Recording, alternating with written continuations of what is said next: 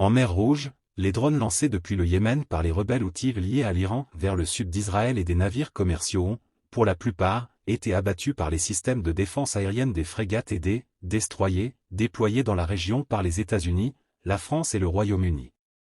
Mais la journée du 26 décembre aura été marquée par un fait nouveau.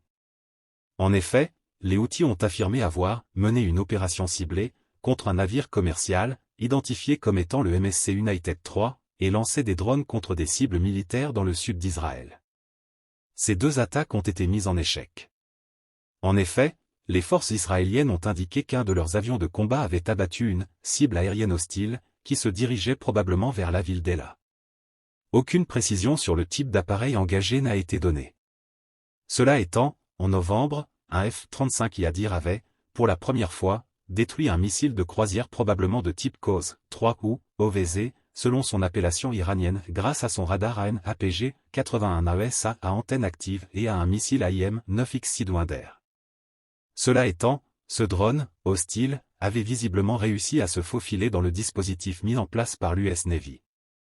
Selon l'US CENTCOM, le commandement militaire américain pour le Moyen-Orient et l'Asie centrale, les Houthis auraient lancé 12 drones d'attaque, 3 missiles balistiques anti-navires et 2 missiles de croisière d'attaque terrestre, sur une période de 10 heures ayant commencé vers 6h30 heure de Sanaa. Tous ont été interceptés par le destroyer USS Laboon et des chasseurs bombardiers FA-18F Super Hornet du porte-avions USS Dwight D. Eisenhower, qui croise actuellement avec son groupe aéronaval dans le golfe d'Aden. Pour rappel, la première victoire, obtenue par un FA-18F Super Hornet remonte à juin 2017, un avion d'attaque Su-22, FIT, syrien ayant été abattu, après avoir largué des bombes près d'une position tenue par les forces démocratiques syriennes FDS, dans la région de Tabqa. Il est par ailleurs probable que les drones et les missiles lancés par les Houthis aient été repérés par un avion de guet aérien, de Hawkeye. Le FA-18F Super Hornet dispose des capacités nécessaires pour abattre des drones. Il est en effet équipé d'un radar AN/APG-79 à antenne active et d'un module de ciblage AN/ASQ-228 ADFLIR Advanced Targeting FLIR.